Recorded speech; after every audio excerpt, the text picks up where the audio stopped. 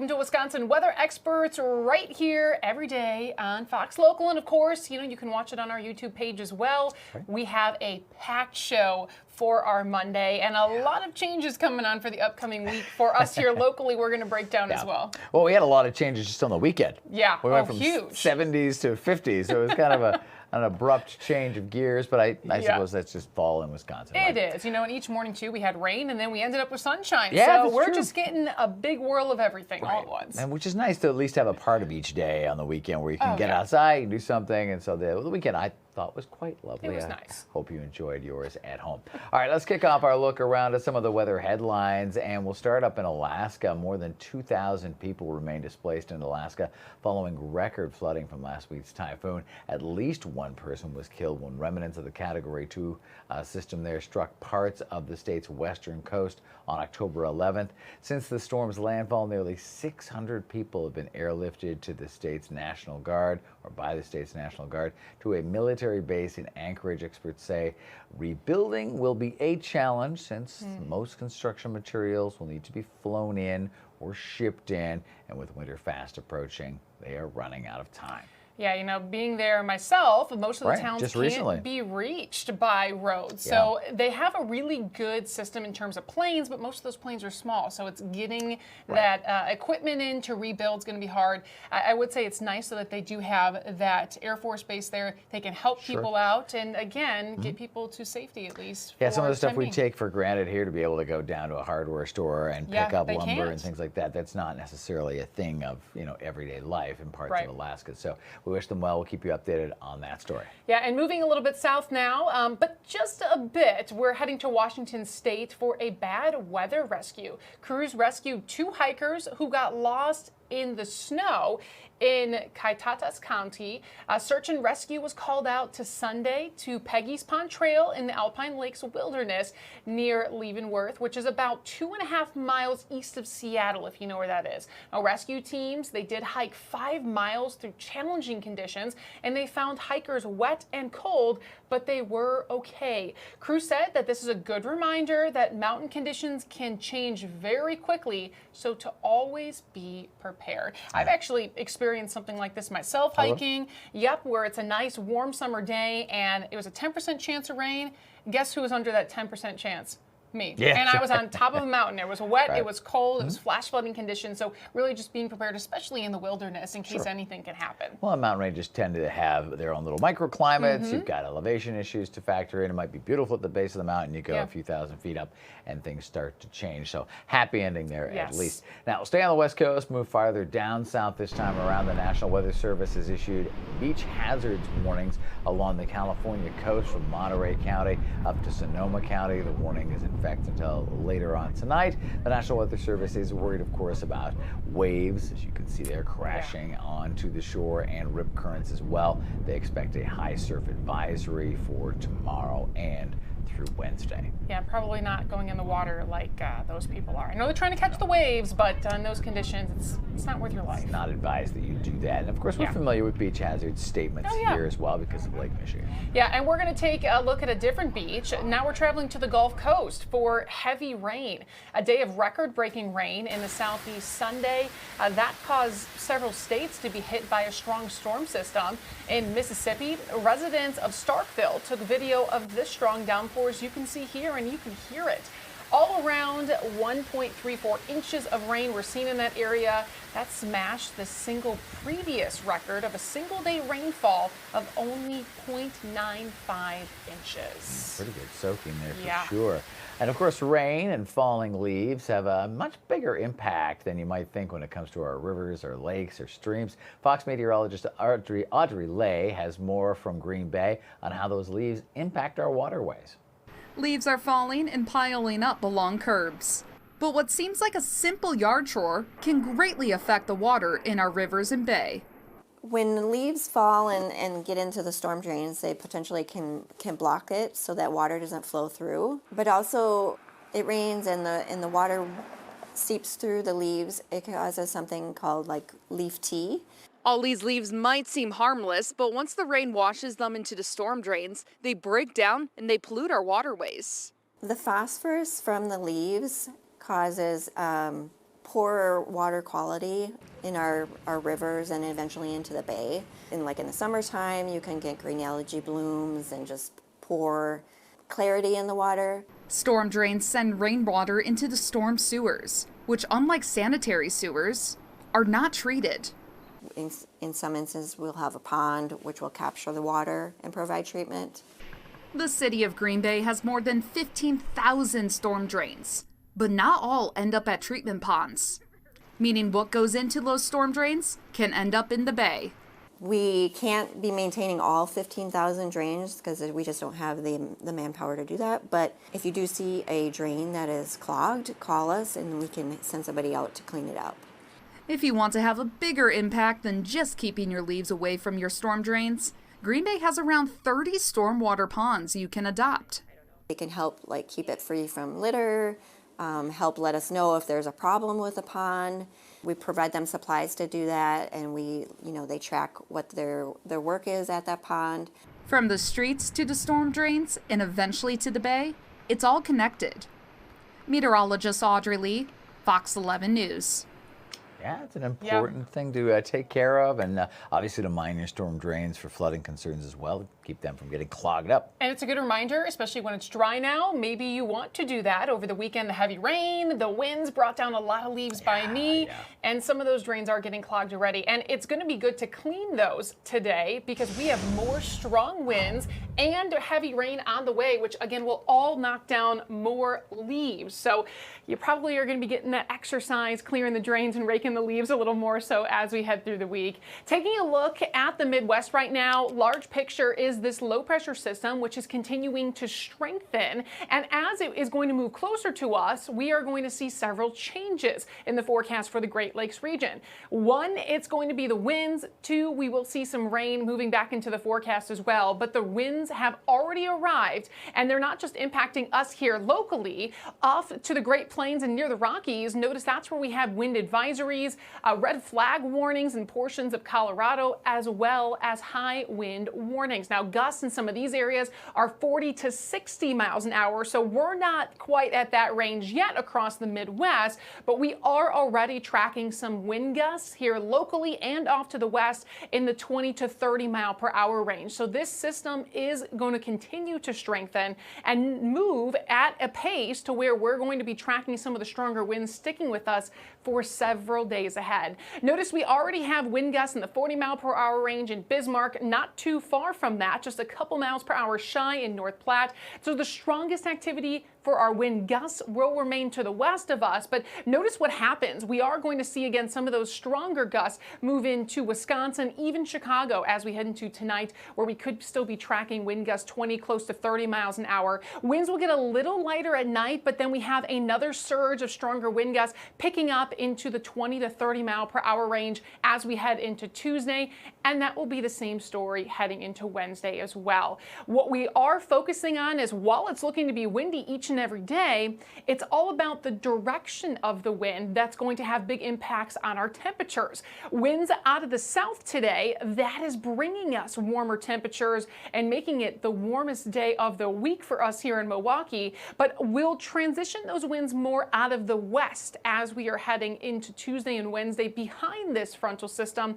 That's going to bring us some cooler temperatures back in the forecast below average. Now, we'll talk more about those temps coming up, but again, right now, most of the state of Wisconsin is staying dry. We're seeing sunshine in the morning, but we'll watch the showers start to move in with the clouds as we head towards the mid to late evening hours tonight. Notice it's not going to last very long. It's a very quick tongue of moisture moving through that could produce 1/10 of an inch of rain or so, with some dry time heading into early Tuesday. Don't let that keep you fooled and unprepared, because watch what happens. We're going to have more of this moisture circulating around this area of low pressure. That is going to bring in more shower chances throughout the day on Tuesday and even continuing to stick with us on Wednesday. So while the cool air moves in with the change of our wind direction, we're going to have more of that cool rain with it as well. We are watching, though, the heat in southern portions of the United States, while northern half of the U.S. has the cold temperatures. In fact, we are watching many areas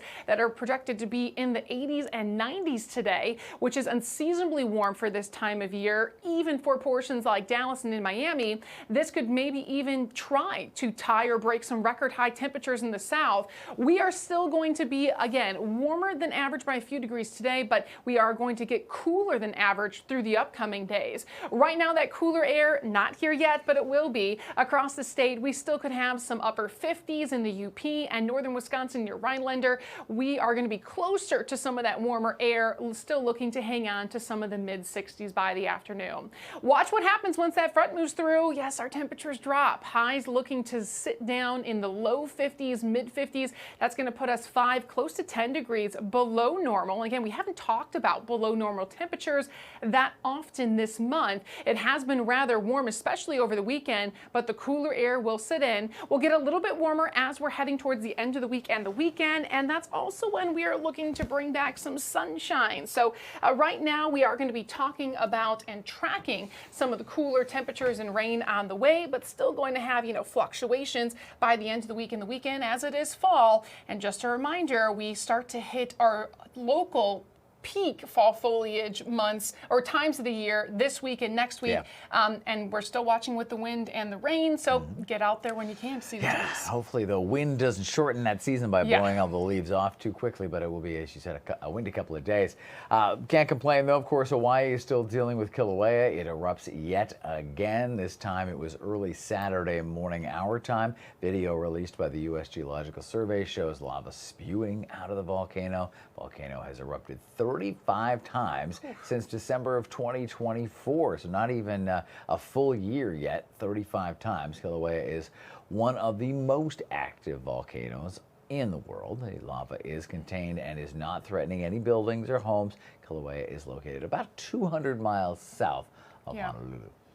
Quite a distance. I like seeing that from afar, not closer to here, though. And it is drawing tourists in because there are places you can get these great pics that almost look like you're standing at the edge of it. But, it's still, obviously, if you're a local, you're still like, we'll keep an eye. And it is 200 miles away, but still something that you want to be concerned about and keep a very close eye on. Absolutely. You keep a close eye on us. We've got more Wisconsin weather experts after the break. When we get back, we're going to talk about pumpkins and where the wind is blowing and why.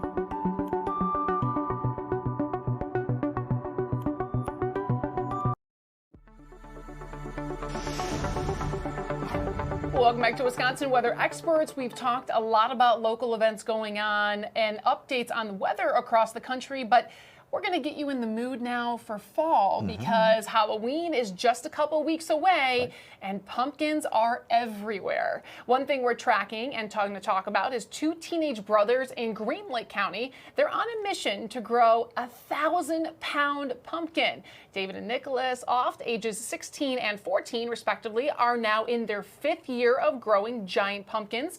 Timothy Elliott has a story.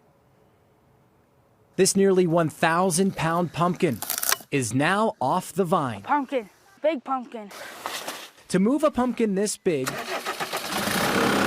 you need heavy machinery. For me, my biggest at the moment was $9.75. But growing a giant pumpkin takes just as much effort. When the pumpkin starts out, if you let the weeds get out of control, it'll just choke the plant out. 16-year-old David Oft and his brother, 14-year-old Nicholas, are no strangers to the growing game.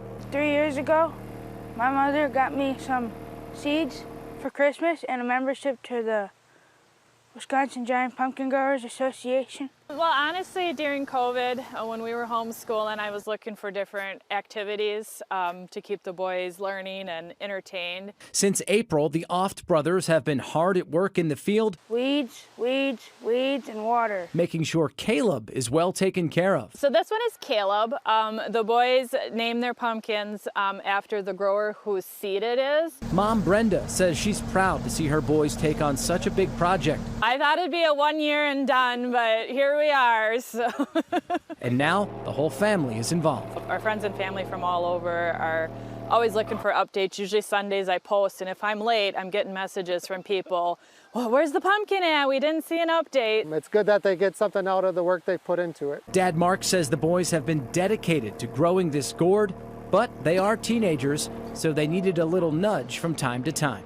I try to stay away unless they're just not doing their job. I give them a reminder that, hey, why don't you guys go water, fertilize, make sure you're taking care of those pumpkins out there. After taking some rough measurements, the boys estimate the pumpkin weighs about 1,000 pounds. Well, the last handful of years, our pumpkins have always gone heavy. After loading the pumpkin into the back of the family truck, it's time to head to a competition.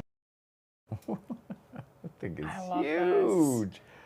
Rob, I told you during this segment, we're going to try this in your backyard. Yeah, right. My year. backyard's not even big enough for that pumpkin. You think we could do it out here on our weather garden and do a checkup? Right. Because we have a lot of sunshine. You never We get know. rain, Our engineers might be upset with it, blocking out the satellite dishes. That was Tim Elliott reporting, by the way. The boys took Caleb, that's the pumpkin's name, to a competition in Fond du Lac last Saturday, weighed in at 838.5 pounds. The boys say they're disappointed, but they're still learning. They hope next year they can finally eclipse that 1,000-pound mark. They're going to get it one day. I mean, they're gaining knowledge each and every year they're growing this. Yeah, And right. it's just a matter of time. They're getting better, and they're probably like harvesting the seeds and Yeah. get that genetic coding for even bigger pumpkins down the road.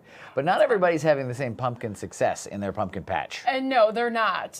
Your trip to the pumpkin patch, it might not look the same this year with drought conditions across the United States that left many farmers with empty fields. Right now, the National Drought Mitigation Center estimates that 38% of the country is in a moderate drought, and that includes parts of Wisconsin. Fox's Ashley Reed talks with farmers in Cross Plains, Tennessee, about how they are dealing with this for the second year in a row.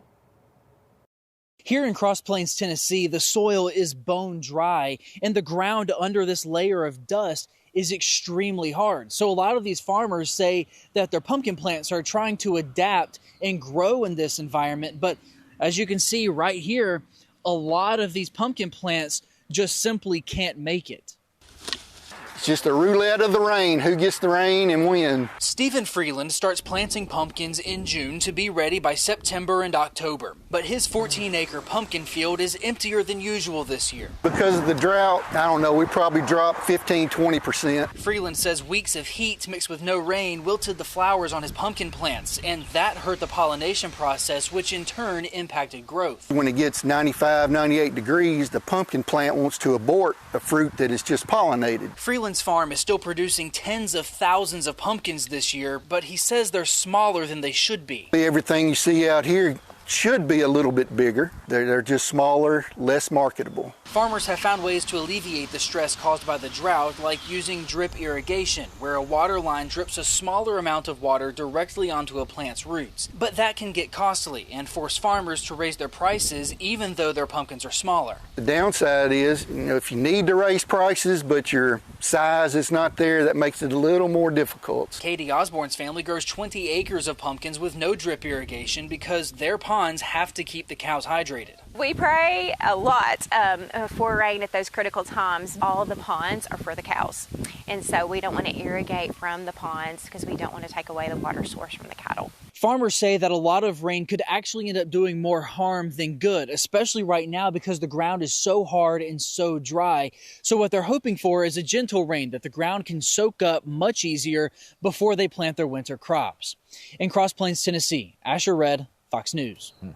From giant pumpkins to not enough pumpkins and too small pumpkins. It just shows how much the weather plays a big part in this, right? It really does. And we've been tracking some of these conditions for other crops too, so not just impacting pumpkins, but of course we want the perfect pumpkin. Yep. You go out there, you go to the store, you go to the field, and you gotta have the perfect Get that right one for the front stoop or the steps or whatever you got it on. So we know, of course, that the wind is blowing, but what does it really mean for our forecast? Chief Meteorologist Tom Walks digs deep. Next.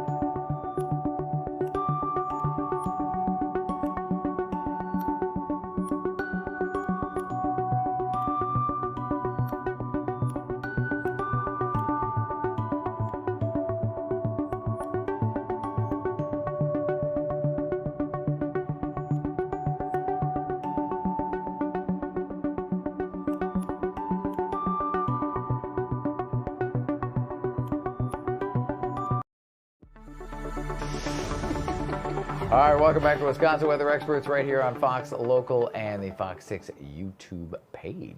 Yeah, we have a lot going on. Windy conditions today and the upcoming days. And we know the wind is blowing because, of course, we can feel it, but we can't always see it. So we have Chief Meteorologist Tom Walks to explain more about how the wind is blowing above our heads. Hey, I am out here in our parking lot. It is Sunday afternoon. Can you see the flag there behind me? You can see we've had strong northwesterly winds on this Sunday as the cold front came through. So yeah, you see the flag really whipping there. But it's not just what's happening here at the surface. We've got to look up as well. So I'm going to take you to a science lesson in the sky. So I've sped this up for time purposes, but you are looking here to the southeast. So you are looking, the northwest is behind you here, and then southeast is in front of you. And what you'll notice is those clouds are moving to the southeast. Now, why is this important? We know we have a strong northwest wind at the surface, right? But it's not just what's going on at the surface. If we look above, when we look for air masses to come in from various directions, warm or cold air masses, we're looking at about 5,000 feet, which is pretty close to where these cloud bases are. Now, when these clouds are moving out of the northwest, moving to the southeast, we can note a couple of things here. Number one, we can tell that it's coming in from the same direction as the surface. So we call that unidirectional, or same direction, wind shear. Number two, if those winds are blowing at a good clip out of the northwest, as they are, well, we can also make the assumption, especially this time of year, that we are getting what's called cold air advection, or a cold air mass coming in, which is another reason why we've gotten so cool in behind this cold front. It really is amazing what you can learn just by looking up, and what Mother Nature can teach us, and what winds and the different levels of the atmosphere can do, and how it can impact our weather.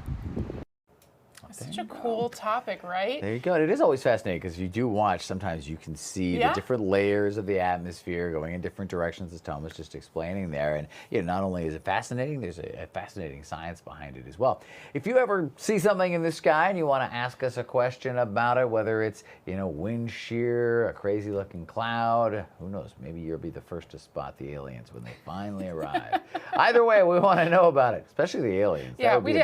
That'd be a big scoop for this show. Hit up the QR code right there on your screen. Send us your question, and we will pass it along. We had a great question about our weather dome up on the tower there that Stephanie's working on. We'll have that answer coming up in a bit. You guys are always very inspiring, so we appreciate that. And we appreciate you listening today. Yeah, we'll have more good stories to talk about tomorrow, again, right here at noon. And, of course, you can watch all of our past episodes, too, on our YouTube page if you want to learn more. That's right. You can binge us. See you tomorrow.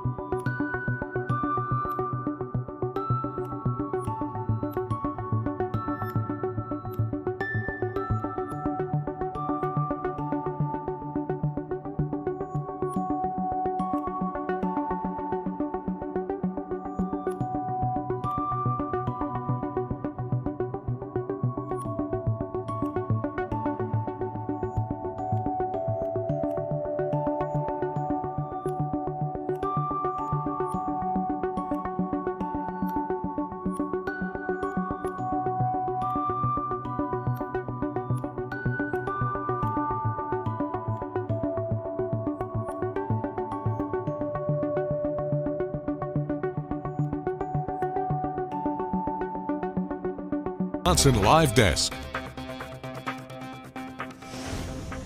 Good afternoon, Carl Defenbaugh here with you on the Wisconsin Live Desk. Getting another week of wild started for you here at 12:30 in Milwaukee, Wisconsin. Let's give you a live look outside as we get a nice shot of the beautiful weather for this Monday. Kind of the pick of the week, according to our weather experts that you just heard from there on the Wisconsin Weather Experts on Fox Local.